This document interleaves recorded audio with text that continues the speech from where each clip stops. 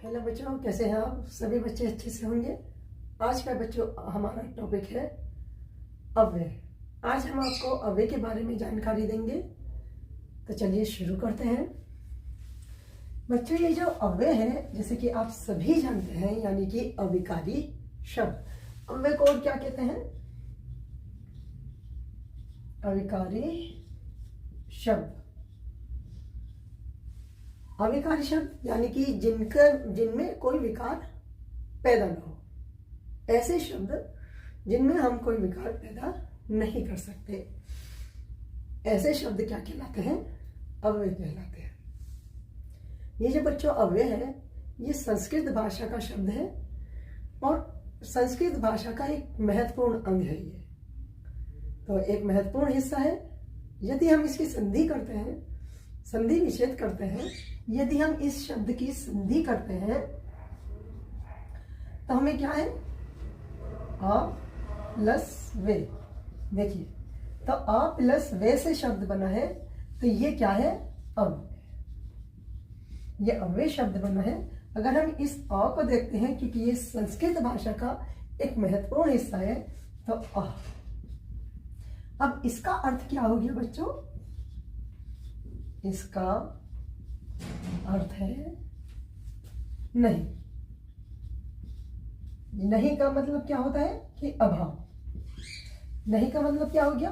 अभाव। और वे का अर्थ, अब अगर हम वे का अर्थ देखते हैं तो इसका अर्थ है बच्चों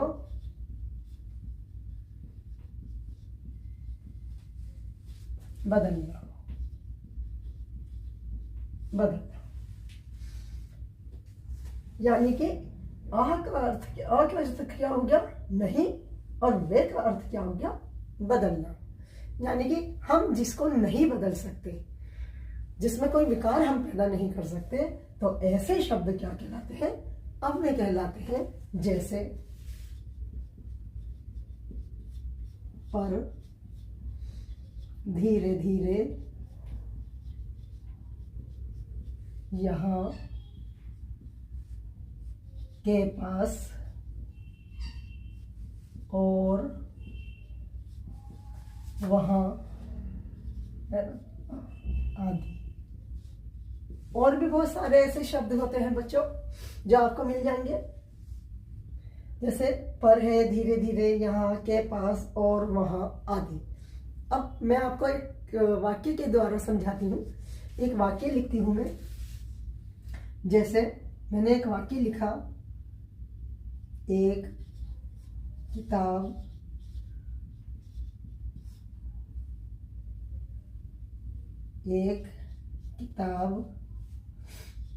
मेज।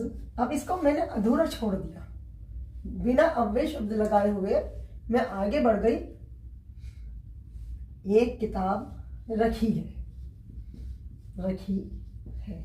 अब मुझे यहां पर एक विकारी शब्द, अविकारी शब्द लाना है, कि एक अव्यय शब्द लाना है। तो वो कौन सा अव्यय शब्द होगा जिससे मेरा जो वाक्य है वो भी पूरा हो जाए और वो विकारी शब्द हो? तो यदि मैं यहाँ पर और अविकारी शब्द लगाती हूँ, तो और से मेरा शब्द, ये जो वाक्य है मेरा, ये सेंटेंस अटपटा सा लगेगा, पूरा नहीं होगा। लेकिन यदि मैं पर को लगा दूंगी, यहाँ पर लगाया मैंने, तो पर क्या है? अव्यय शब्द है। और मेरा पर लगाते ही मैंने जब ये जो वाक्य है मेरा, ये पूर्ण हो गया कि एक किताब मेज पर रखी है। अर्थात किताब का संबंध जो है वो किससे जुड़ गया है? मेज से जुड़ चुका है, कि किताब किस पर रखी हुई है? मेज पर रखी हुई है। इस प्रकार ये जो पर शब्द है, ये किसको जाहिर करता है? संबंध बोधक अव्यय को जाहिर करता है। पर शब्द है, तो पर लगाते ही मेरा इन दोनों का जो संबंध है आपस में, वो जाहिर हो गया है। तो आपने ये देखा कि अव्यय शब्द या अविकारी शब्द वो शब्द होते हैं जिनकी स्थिति में हम बदलाव नहीं कर सकते हैं, चाहे वो लिंग हो, वचन हो, कारक हो या काल हो। कैसी भी परिस्थिति में हम इन शब्दों में, अव्यय शब्दों में, इन शब्दों में जो हम है ना हम क्या नहीं कर सकते, बदलाव नहीं कर सकते। ये जो शब्द होते हैं ये वाक्य में जो के तो आएंगे। एक दूसरा मैं आपको वाक्य बताती हूँ। देखिए दूसरा वाक्य देखिए कि वह धीरे धीरे चल रहा है। अब ये क्या है, ये जो धीरे धीरे शब्द है तो ये क्रिया विशेषण है ना। तो ये क्या है कि उसकी गति को बता रहा है कि वो वह, यानी कि सर्वनाम शब्द है ना। सर्वनाम की स्थिति कैसी है कि वह की स्थिति कैसी है कि धीरे धीरे चलना है ना। क्रिया क्या हो रही है, चलने की हो रही है, लेकिन कैसे चल रहा है, वो धीरे धीरे चल रहा है। तो ये क्या है, ये हमारा क्रिया विशेषण। यहां पर क्या हो गया, क्रिया विशेषण अव्यय हो गया, विशेषण अव्यय। इस शब्द, इसको हम क्या कहेंगे, ये क्रिया विशेषण अव्यय है। ये जो शब्द है ये अगर मैं वाक्य में कैसे भी करके कर लूं तो यहाँ पर जो है ये काल की स्थिति बताई जा रही है यहाँ पर। लेकिन ये जो धीरे धीरे है ये शब्द जो का तो रहेगा, कैसे भी परिस्थिति हो, चाहे काल बदल जाएंगे, कारक बदल जाएंगे, वचन बदल जाएगा, लिंग बदल जाएगा, लेकिन अव्यय शब्द जो है वो जो के तो बदल, जो के तो रहते हैं। इनकी स्थिति में कभी भी कैसे भी बदलाव नहीं आता है। तो उन शब्दों को बच्चों क्या कहते हैं, अव्यय शब्द या अविकारी शब्द कहते हैं।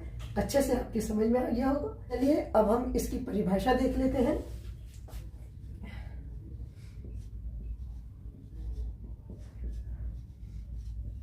अव्यय की परिभाषा,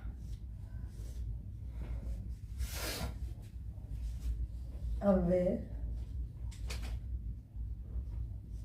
वे शब्द होते हैं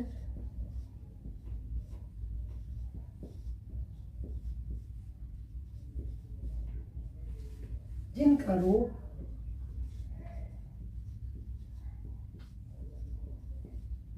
लिंग, वचन, कारक या काल के अनुसार, काल के अनुसार नहीं बदलता, नहीं बदलता। ये वाक्य में भाव,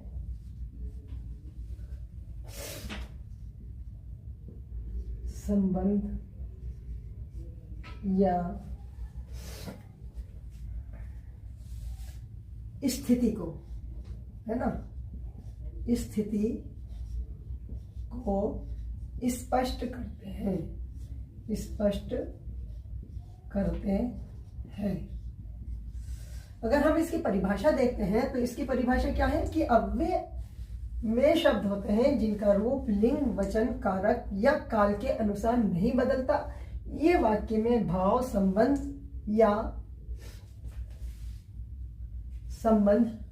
या स्थिति को स्पष्ट करते हैं। अब जैसे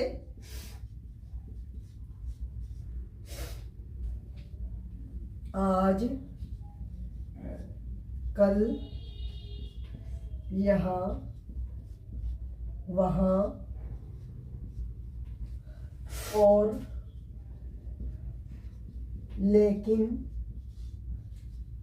ही और भी आदि।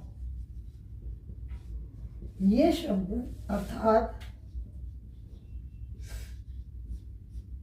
अव्यय शब्द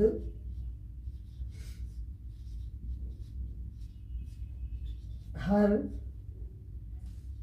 स्थिति में अपने मूल रूप में बने रहते हैं, बने रहते हैं, मूल रूप में बने रहते हैं।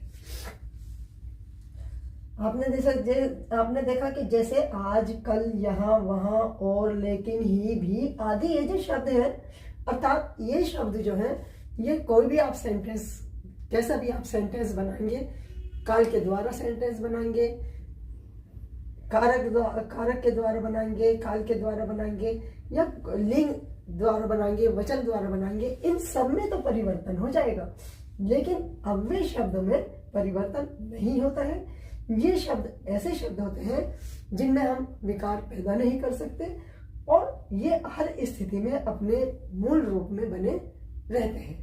अब इसके 5 भेद होते हैं वैसे तो, लेकिन आज जो हम जिक्र करेंगे आपके सामने, आज जो हम आपको समझाएंगे, वो 2 भेदों के बारे में समझाएंगे। एक क्रिया विशेषण अव्यय के बारे में, और एक संबंध बोधक विशेषण के बारे में आपको हम बताएंगे। तो ये आपने समझ लिया होगा कि अव्यय की परिभाषा, अव्यय वे शब्द होते हैं जिनका रूप, लिंग, वचन, कारक या काल के अनुसार हम उनको नहीं बदल सकते हैं, उनके रूप को नहीं बदल सकते हैं। ये वाक्य में भाव, संबंध या स्थिति को स्पष्ट करते हैं। जैसे आज, कल, यहाँ, वहाँ, और, लेकिन, ही, भी आदि, अर्थात अव्यय शब्द हर स्थिति में अपने मूल रूप में बने रहते हैं। अव्यय के वैसे तो 5 भेद होते हैं, लेकिन हम पहला भेद देखते हैं इसका। आज हम केवल 2 भेद के बारे में आपको बताएंगे। पहला है क्रिया विशेषण अव्यय। क्रिया विशेषण अव्यय, जैसे कि आपको मालूम है, क्रिया विशेषण अव्यय यानी कि जो वे अव्यय शब्द जो क्रिया की विशेषता को बताते हैं, वे अव्यय शब्द जो क्रिया की विशेषता को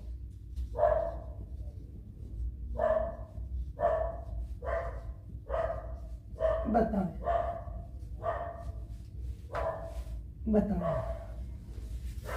अब जैसे मैं आपके सामने 3 वाक्य लिखूंगी।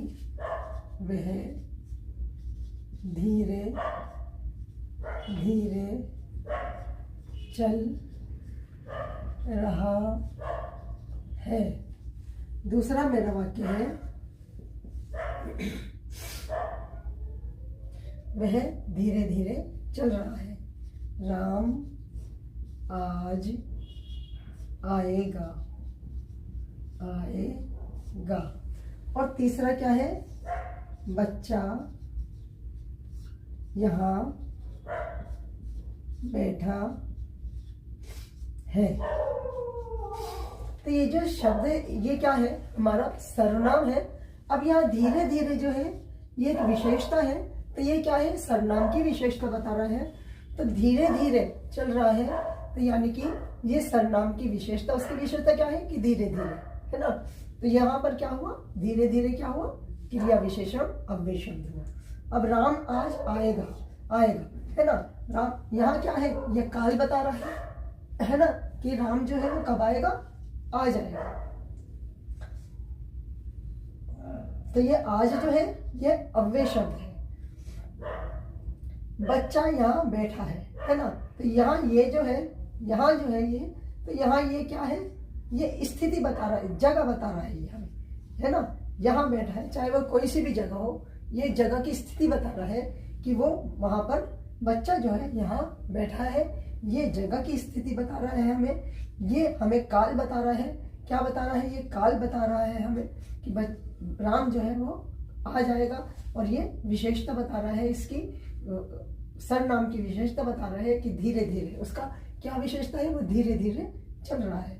तो ये सब क्या हो गया, क्रिया विशेषण होगा, कि जो वे अव्यय शब्द जो क्रिया की विशेषता को प्रकट करते हैं, तो वो क्या कहलाते हैं, वो क्रिया विशेषण अव्यय कहलाते हैं। अब नंबर 2 क्या है कि संबंध बोधक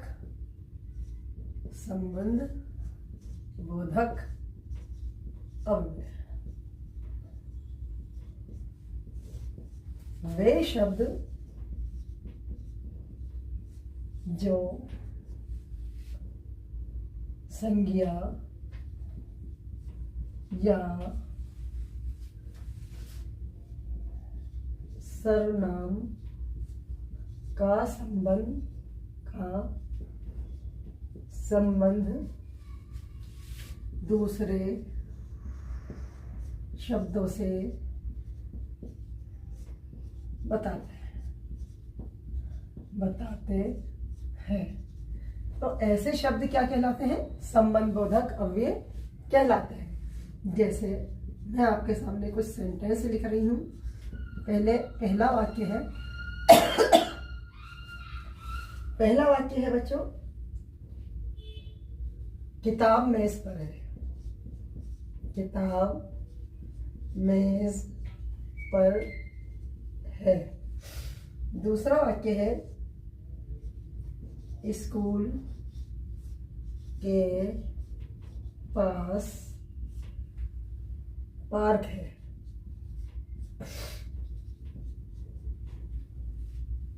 तीसरा है,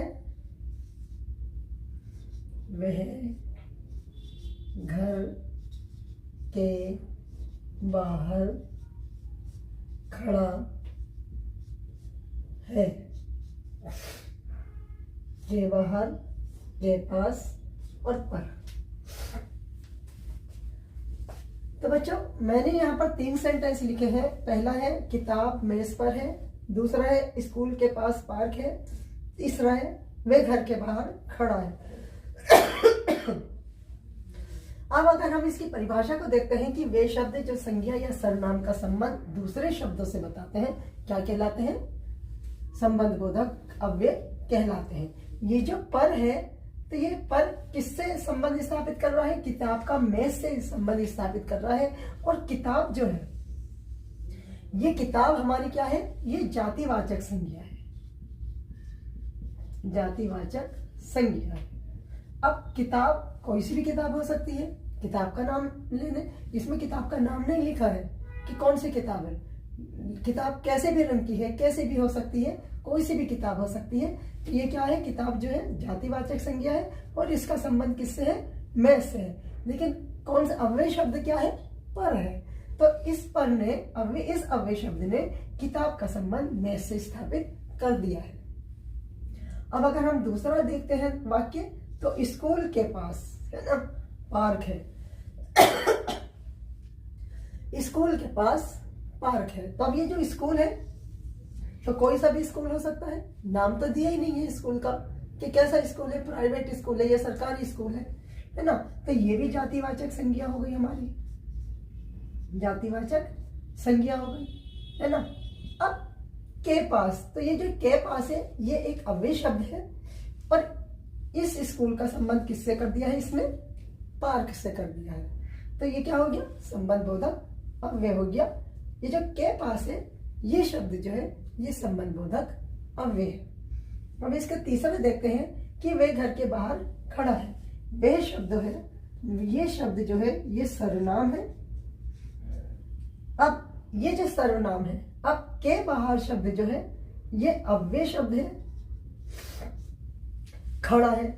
अब वे कहां पर खड़ा है? घर के बाहर खड़ा है।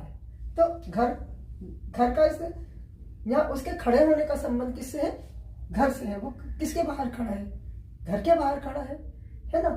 तो यहाँ पर क्या है कि जो ये के बाहर है, इसने किससे? घर का संबंध खड़े होने से स्थापित कर दिया है। तो ये क्या हो गया? संबंध बोधक अव्यय हो गया। तो मैं समझती हूँ बच्चों कि आपको अच्छे से तीनों इसके जो दोनों भेद हैं वो अच्छे से समझ में आ गए होंगे। अव्यय का अर्थ आपकी समझ में आ गया होगा कि अव्यय शब्द किसे कहते हैं। अव्यय शब्द वे शब्द होते हैं जिनमें कोई विकार पैदा नहीं होता है, जिनकी स्थिति में हम कोई परिवर्तन नहीं कर सकते हैं, वो स्थिति में ही बने रहते हैं। तो ये आपके अच्छे से समझ में आ गया होगा। चलिए अब इससे संबंधित कुछ हम प्रश्न देख लेते हैं। चलिए बच्चों, अभी हमने पढ़ा कि अव्यय किसे कहते हैं और अव्यय के दो भेदों के बारे में हमने आपको बताया। चलिए अब उससे संबंधित कोई प्रश्न है वो देख लेते हैं। पहला हमारा प्रश्न है कि अव्यय किसे कहते हैं। पहला है कि जिन शब्दों का रूप बदलता है, दूसरा है जिन शब्दों का रूप नहीं बदलता, तीसरा है जो केवल संज्ञा होते हैं, और डी है जो केवल क्रिया होते हैं। तो डी हमारा बिल्कुल गलत है, सी हमारा बिल्कुल गलत है, ए हमारा बिल्कुल गलत है, बल्कि बी जो है उत्तर वो हमारा बिल्कुल सही है। कि अव्यय किसे कहते हैं बच्चों? कि जिन शब्दों का रूप नहीं बदलता है, चाहे काल हो, क्रिया हो। अव्यय किसे कहते हैं? जिन शब्दों का रूप नहीं बदलता है।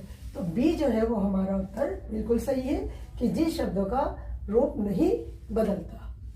अब इसका दूसरा प्रश्न है कि निम्न में से कौन सा क्रिया विशेषण अव्यय है? पहला है मेज, दूसरा है धीरे, तीसरा है राम और चौथा है किताब। तो ये जो है ये संज्ञाएं हैं, तो डी हमारा गलत हो गया, सी हमारा गलत है और ए हमारा गलत है। लेकिन बी जो है वो हमारा उत्तर बिल्कुल सही है कि निम्नलिखित में से क्रिया विशेषण अव्यय कौन सा है? तो ये जो धीरे है ये उसकी चाल की विशेषता बता रहा है कि कोई भी इंसान है वो कैसा चल रहा है, धीरे धीरे चल रहा है। तो ये क्या है? उसकी गति को बता रहा है। तो ये हमारा क्या है? क्रिया विशेषण अव्यय है। अब इसका तीसरा प्रश्न है कि वाक्य में सही संबंध बोधक अव्यय चुनिए। जैसे एक वाक्य है, वाक्य क्या दिया हुआ है कि किताब मेज। अब यहाँ अगर हम जो शब्द लिखेंगे वो क्या होगा? वो अव्यय होगा हमारा, है ना? वो अव्यय होगा। और किताब मेज और यहाँ पर डैश दे दिया है, रखी है। यदि हम और जोड़ते हैं इसमें, देखिए और, है ना? तो और क्या है? और गलत हो जाएगा। और रखी है ये इससे संबंध स्थापित नहीं कर रहा है, बल्कि आज अगर हम जोड़ते हैं तो आज भी संबंध स्थापित नहीं करेगा। वह जोड़ते हैं तो वह विस्मय बोधक है, तो ये भी संबंध स्थापित नहीं करेगा। तो डी हमारा गलत हो गया, सी हमारा गलत हो गया, ए हमारा गलत हो गया, बल्कि क्या है? बी बचा हमारा, वही हमारा सही उत्तर है। यदि हम यहाँ पर जोड़ देते हैं तो यहाँ हमारा जो है वाक्य जो है वो अव्यय लगते ही वाक्य हमारा क्या हो गया? कंप्लीट हो गया कि किताब मेज पर रखी है। यानी मेज का संबंध, किताब का संबंध किससे हो गया? मेज से स्थापित हो गया। इसका चौथा प्रश्न है कि निम्न में से कौन सा शब्द अव्यय नहीं है? तो पहला है यहाँ, दूसरा है लेकिन, तीसरा है लड़का और चौथा है बाहर। तो बाहर शब्द भी अव्यय है, ये हमारा कट गया। लेकिन शब्द भी अव्यय है, ये हमारा कट गया। यहाँ ये शब्द भी हमारा अव्यय है, ये भी कट गया। लेकिन लड़का जो है एक संज्ञा है, तो ये हमारा उत्तर क्या हुआ? लड़का। क्योंकि वो ये कह रहे हैं कि अव्यय नहीं है, तो लड़का शब्द जो है वो संज्ञा है, बल्कि अव्यय शब्द नहीं है। तो हमारा उत्तर कौन सा सही हुआ? सी जो है वो हमारा उत्तर बिल्कुल सही है। अब इसका पांचवा प्रश्न हम देखते हैं कि बच्चा स्कूल के पास खड़ा है। यहाँ के पास क्या है? क्या क्रिया है, दूसरा है संज्ञा है, या क्रिया विशेषण है, या संबंध बोधक अव्यय है? तो क्रिया तो है ही नहीं बच्चों, तो ये हमारा कट गया। संज्ञा भी नहीं है, ये हमने काट दिया। यहाँ क्रिया विशेषण अव्यय भी नहीं है, क्योंकि किसी क्रिया की यहाँ विशेषता नहीं बताई गई है, बल्कि क्या है? संबंध बोधक अव्यय है। तो हमारा डी जो है वो बिल्कुल सही उत्तर है कि यहाँ पर क्या है? बच्चा जो है किसके पास खड़ा है? स्कूल के पास। उसका संबंध किससे? बच्चे का संबंध किससे बताया जा रहा है? स्कूल से बताया जा रहा है। तो ये जो के पास है, तो ये संबंध बोधक अव्यय है। तो ये था आज का बहुविकल्पीय प्रश्न, जो आपने अच्छे से समझे। चलिए अब अनुच्छेद की ओर चलते हैं। आप और हम मिलकर पढ़ते हैं अनुच्छेद। तो चलिए बच्चों, अब हम पढ़ते हैं अनुच्छेद, जो कि सुभाष चंद्र बोस पर आधारित है।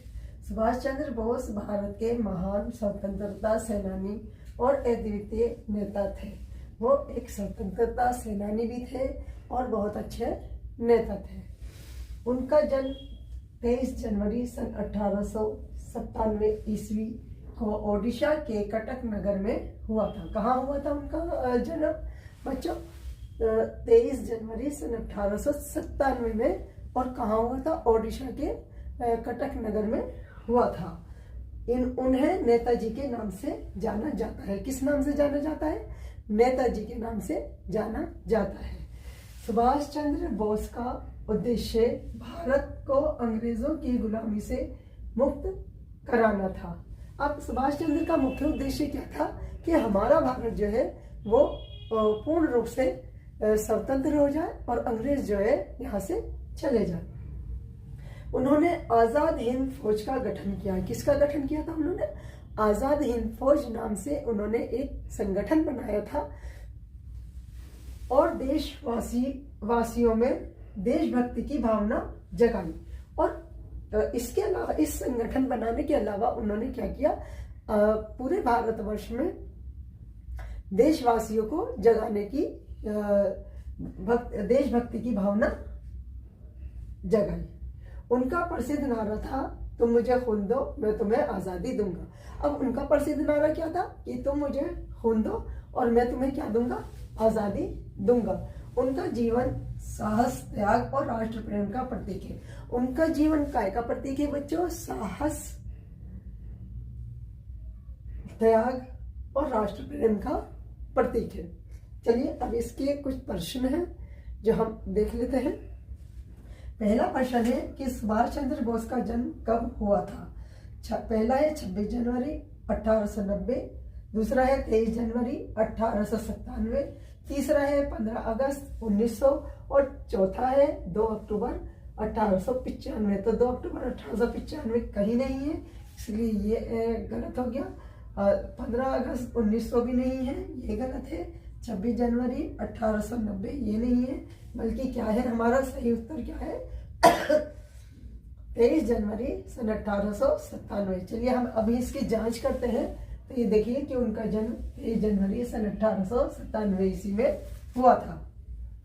अब इसका दूसरा प्रश्न है कि सुभाष चंद्र बोस को किस नाम से पुकारा जाता है? पहला है महात्मा, दूसरा है सरदार, तीसरा है नेताजी और चौथा है देशबंधु। तो चौथा हमने काट दिया है, सरदार भी हमने काट दिया क्योंकि इनके नाम के आगे सरदार नहीं लगता था, ना ही इनके नाम के आगे महात्मा लगता था, और बल्कि जनता इनको क्या कहती थी? नेताजी कहती थी, है ना। नेताजी के नाम से इनको जाना जाता है।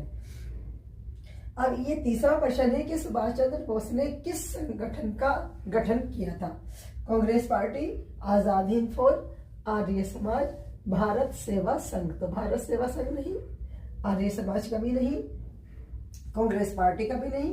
तो ए, सी और डी हमारे गलत हो गए। अब हमारा क्या बचा? केवल बी बचा कि उन्होंने किस संगठन का गठन किया था? आजाद हिंद फौज का गठन किया था। हमारा उत्तर कौन सा सही हुआ बच्चों?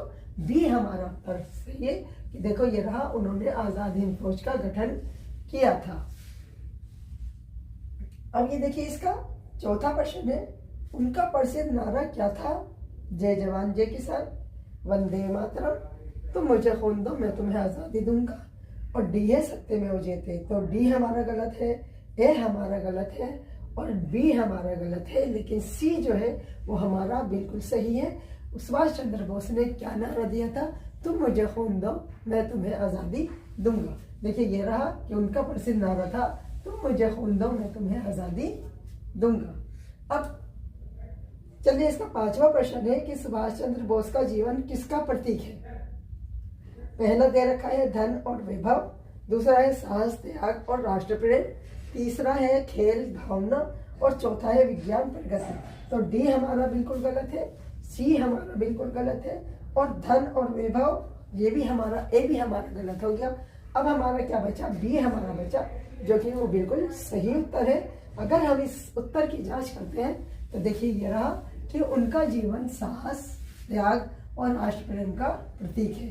तो सी, बी जो है वो हमारा उत्तर है। तो ये था आज का वीडियो जिसे आप सभी बच्चों ने बड़े ध्यान से समझा और देखा। आप सभी बच्चों का मिशन शिक्षा संवाद की तरफ से बहुत बहुत धन्यवाद।